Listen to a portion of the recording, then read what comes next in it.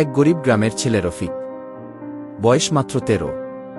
জীবন যেমনই হোক, তার হৃদয়টা ছিল অমূল্য, ভরে ছিল ভালোবাসা আর মমতায়।